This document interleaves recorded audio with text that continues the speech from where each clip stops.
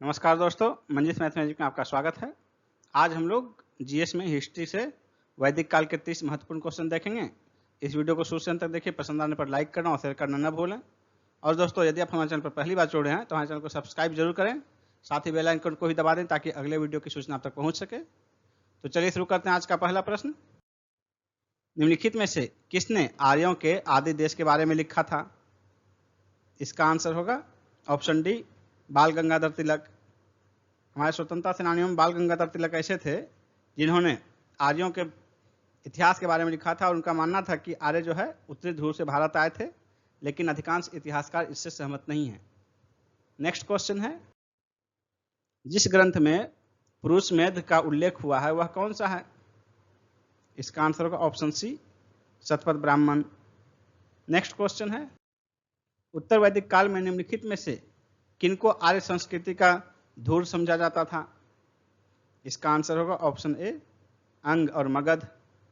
Next है, गोत्र शब्द का प्रयोग प्रथम बार कहां हुआ है? इसका आंसर होगा ऑप्शन बी, ऋग्वेद में। नेक्स्ट है, पूर्व वैदिक आर्यों का धर्म प्रमुखतः क्या था? इसका आंसर होगा ऑप्शन सी, प्रकृति पूजा एवं यज्ञ। यज्ञ का प्रावधान था उसमें, लेकिन देवी देवता का खास उल्लेख नहीं था, मूलतः लोग प्रकृति पूजक थे।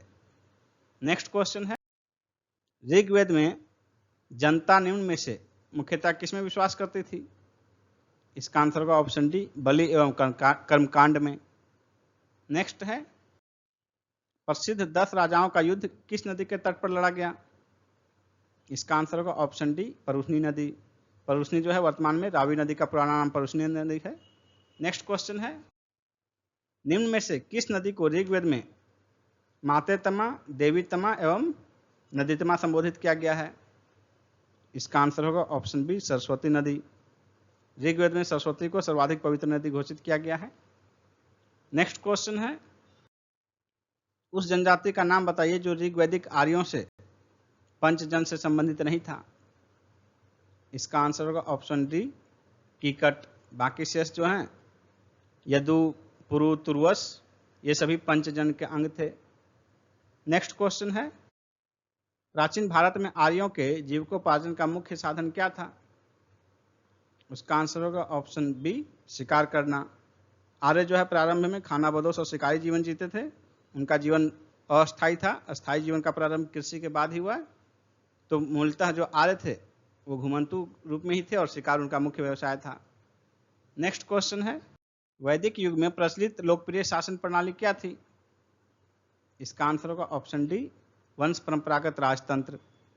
नेक्स्ट है, किस वेद में सभा एवं समिति को प्रजापति की 2 पुत्रियां कहा गया है?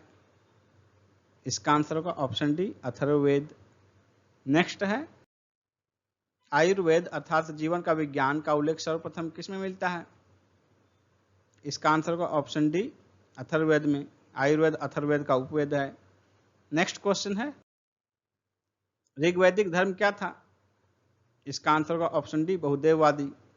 ऋग्वेद में धर्म में है ढेर सारे देवताओं का मान्यता है, इसलिए ऋग्वैदिक धर्म मूलतः बहुदेववादी था। नेक्स्ट क्वेश्चन है, सर्वाधिक ऋग्वैदिक सूक्त समर्पित किसे हैं? इसका आंसर होगा ऑप्शन बी, इंद्र को। यानी कि इन देवताओं में से किसे सर्वाधिक सूक्त समर्पित हैं? इसका आंसर होगा इंद्र को।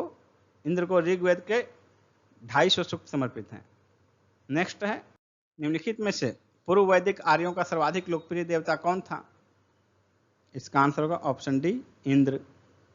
नेक्स्ट क्वेश्चन है, गायत्री मंत्र के नाम से प्रसिद्ध मंत्र सर्वप्रथम किस ग्रंथ में मिलता है? इसका आंसर होगा ऑप्शन सी, ऋग्वेद में। गायत्री मंत्र का उल्लेख ऋग्वेद में सबसे पहले मिलता है और इसके रचयिता विश्वामित्र थे। यह जो है गायत्री मंत्र सविता यानी कि सूर्य देवता को समर्पित था। यह ऋग्वेद के 3रे मंडल में वर्णित किया गया है। गायत्री मंत्र का वर्णन ऋग्वेद के 3रे मंडल में है। नेक्स्ट है, श्रीमद् भगवद गीता मौलिक रूप से किस भाषा में लिखी गई है? इसका आंसर होगा ऑप्शन ए, संस्कृत। और ये भगवद गीता जो है ये महाभारत महाकाव्य का अंग है। नेक्स्ट है, महाभारत मूलतः किस रूप में जानी जाती है? इसका आंसर होगा ऑप्शन डी, जय संहिता। महाभारत की प्रारंभिक रचना काल में जो है इसमें 8,800 श्लोक थे और इसे उसमें जय संहिता के नाम से जाना जाता था।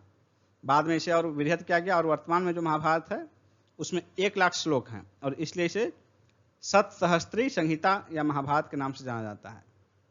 नेक्स्ट क्वेश्चन है, हिंदू पौराणिक कथा के अनुसार समुद्र मंथन हेतु किस सर्प ने रस्सी के रूप में स्वयं को प्रस्तुत किया?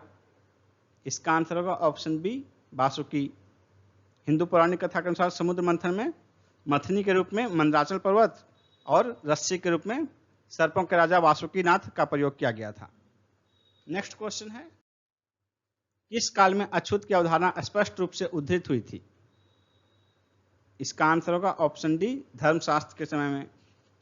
नेक्स्ट है, भारतीय प्रतीक पर उत्कीर्ण सत्यमेव जयते कहां से लिया गया है? इसका आंसर होगा ऑप्शन सी, मुंडकोपनिषद से। नेक्स्ट क्वेश्चन है, तमसो मा ज्योतिर्गमय कथन है मूलतः? इसका आंसर होगा ऑप्शन ए, उपनिषदों का। ये जो है तमसो मा ज्योतिर्गमय, ये जो है बृहदारण्यक के उपनिषद से लिया गया है और इस कथन का अर्थ है अंधकार से प्रकाश की ओर। नेक्स्ट क्वेश्चन है, सत्यकाम जबाल की कथा जो अनब्याही मां होने के लांछन को चुनौती देती है किसमें उल्लेखित है? इसका आंसर होगा ऑप्शन सी, छांदोग्य उपनिषद में। नेक्स्ट है, ऋग्वेद की मूल लिपि क्या थी?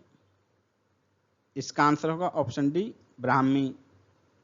नेक्स्ट है, वैदिक कर्मकांड में होता का संबंध किससे है? इसका आंसर होगा ऑप्शन ए, ऋग्वेद से। ऋग्वेद में वैदिक कर्मकांडों को करने वाले को होता कहा गया है। नेक्स्ट क्वेश्चन है, अवेस्ता एवं ऋग्वेद में समानता है, अवेस्ता किस क्षेत्र से संबंधित है? इसका आंसर होगा ऑप्शन बी, ईरान से। नेक्स्ट है, ऋग्वेद में कई परिच्छेदों में प्रयुक्त अघन्या शब्द संदर्भित है किसके लिए? तो इसका आंसर होगा ऑप्शन सी, गाय के लिए। अघन्या का अर्थ है जिसकी हत्या न की जा सके। उसमें गाय को बहुत पवित्र माना जाता था और मूलतः जो है पवित्रता से ज्यादा उसका आर्थिक महत्व था। विनिमय का मुख्य साधन गाय थी और लोगों का मुख्य पूंजी भी जो है वो गाय ही थी। युद्ध मुख्यतः गाय के लिए ही होते थे। नेक्स्ट क्वेश्चन है, ऋग्वैदिक काल के परंपरा में निम्न में से किसे महत्वपूर्ण मूल्यवान संपत्ति समझा जाता था? इसका आंसर होगा ऑप्शन बी, गाय को। नेक्स्ट है, जीविकोपार्जन हेतु वेद वेदांग पढ़ाने वाला अध्यापक क्या कहलाता था? इसका आंसर होगा ऑप्शन सी, उपाध्याय। उपाध्याय जो है इनका व्यवसाय था, जीविकोपार्जन था ये वेद वेदांग पढ़ाना। और आचार्य जो थे वो मुफ्त में शिक्षा देते थे और गुरुकुल में बच्चों को पढ़ाते थे और पढ़ाने के बदले कुछ नहीं लेते थे, लेकिन जो गुरु दक्षिणा था, गुरु दक्षिणा के रूप में शिष्य जो भी देते थे उसे गुरु स्वीकार करते थे। दोस्तों, इस प्रकार 30 क्वेश्चन का ये वीडियो यहीं समाप्त होता है। इस 30 क्वेश्चन में से आपका कितना स्कोर आया कमेंट करके जरूर अवगत कराएं। साथ ही दोस्तों, आपके सहूलियत के लिए PDF दिया गया है, आप वीडियो के डिस्क्रिप्शन में दिए गए लिंक पर जाकर PDF डाउनलोड कर सकते हैं। धन्यवाद।